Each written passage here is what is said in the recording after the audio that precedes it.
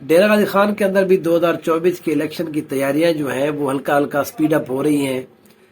کچھ لوگ آپس میں مل رہے ہیں، کچھ چوری چوری مول رہے ہیں، کچھ کو ملایا جا رہا ہے. تو بہرحال یہ پولیٹیکل ایکٹیویٹی ہمارے ملک میں ہر دفعہ ایسے ہی ہوتی ہے، کوئی اس دفعہ کوئی نیا نہیں ہے. ہاں کسی کی جگہ کے اوپر ذرا سختی ہے، وہ غیر انسانی کام ہو رہے ہیں، لیکن پولیٹیکل ایکٹیویٹی جو ہے ہمارے ہاں ایسے ہی ہوتی ہے. جو پہلا فیز ہوتا ہے ظاہر ہے وہ اپنے اپنے گروپس ہوتے ہیں. توسا شریف کے حوالے سے اگر ہم بات کریں، ڈسٹرکٹ توسا کے اندر وہاں پر ابھی کچھ دنوں پہلے، کل ہی بلکہ، جماعت اسلامی نے ایک بہت اچھا ایک شو کیا ہے. سراج الحق صاحب وہاں پر موجود تھے. عزیز اللہ خان کسرانی جو ہیں ان کے وہاں سے جو صوبائی جس کو کہتے ہیں عہدیدار بھی ہیں، وہ انہوں نے ایک بہترین قسم کا جس کو کہتے ہیں کہ بندے اکٹھے کیے اور اچھا شو ہوا، بہترین جلسہ ہوا.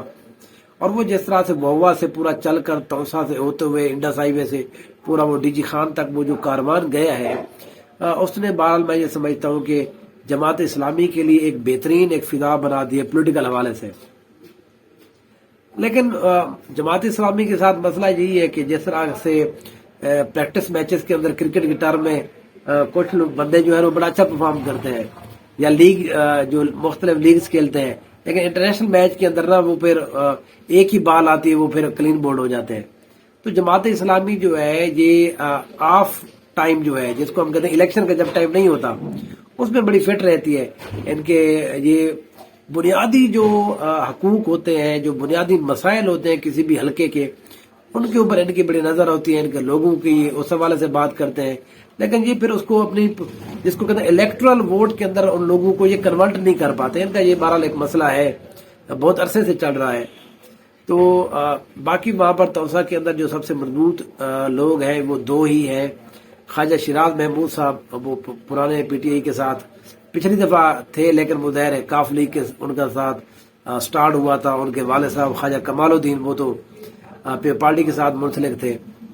کچھ اطلاعات یہ ہے کہ جی وہ پیپلز پارٹی میں جا رہے ہیں، لیکن میری اپنی یہ اطلاعات ہیں کہ وہ پیپلز پارٹی میں بالکل نہیں جا رہے.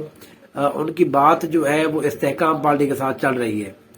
لیکن مسئلہ یہ ہے کہ خواجہ شیراز محمود کو یہ لگ رہا ہے کہ اگر میں اس طریقے استحکام میں چلا گیا تو کوئی اور سر پھرا اگر پی ٹی آئی کی ٹکٹ لے لے تو وہ جو ووٹر ہے 12 10 15 20 ہزار وہ تو ظاہر ہے اس کھاتے میں چلا جائے گا.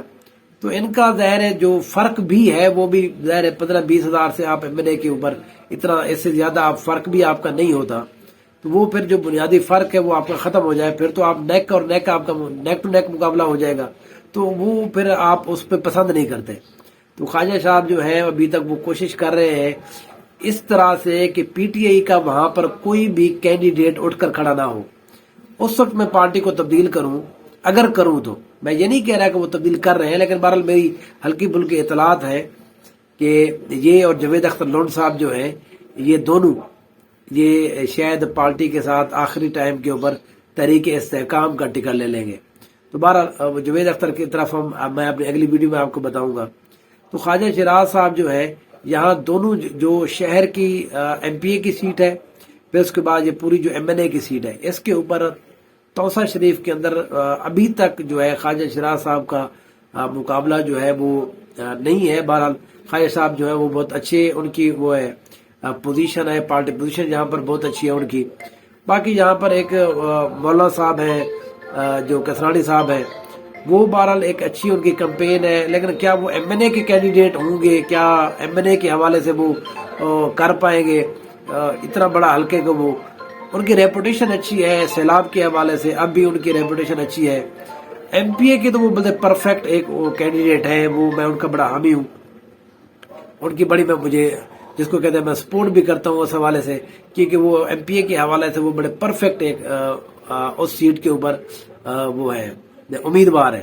لیکن ایم این اے کے حلقے کے ڈائنامکس اور ہوتے ہیں، وہاں پر آپ کو دو اور بھی ظاہر ونگز جو ہیں ان کو انگیج کرنا پڑتا ہے. اگر آپ ایک ونگ پہ اوپر ایم پی آپ ہوں گے، ایم این اے بھی آپ کھڑے ہوں گے، تو ظاہر آپ لوز کر جاتے ہیں 8 سے 10 ہزار ووٹ جو ایک اور ایم پی اے آپ ملانے کے ساتھ اس کو اکٹھا کر سکتے ہیں. تو اس حوالے سے وہ ظاہر ایم این اے کے تو مجھے نہیں لگتے زیادہ امیدوار. امجد فاروق کھوسا کا ابھی تک پتہ نہیں ہے، وہ جس طرح کی ان کو 17 جولائی 2022 والے الیکشن میں مار پڑی ہے ان کو، یہ پورے بہادر گڑھ گروپ کو، ان کا ابھی تک یہ وہ سمجھنے میں نہیں آ رہا کہ وہ کرنا کیا چاہ رہے ہیں. یا تو وہ بھی انتظار کر رہے ہیں کہ دیکھیں آگے کیا ہوتا ہے، کیسے چیزیں چلیں گی. لیکن ابھی تک جو ہے وہ توسا کے حوالے سے ان کی کوئی خاص ایکٹیویٹی نہیں ہے. مجھے لگتا ہے وہ ڈی جی خان والی سیٹ پر ہی رہیں گے. بہرحال جو نئی بات ہوگی اگر اس حوالے سے تو انشاءاللہ آپ کے ساتھ ضرور شیئر کی جائے گی. Thank you so much.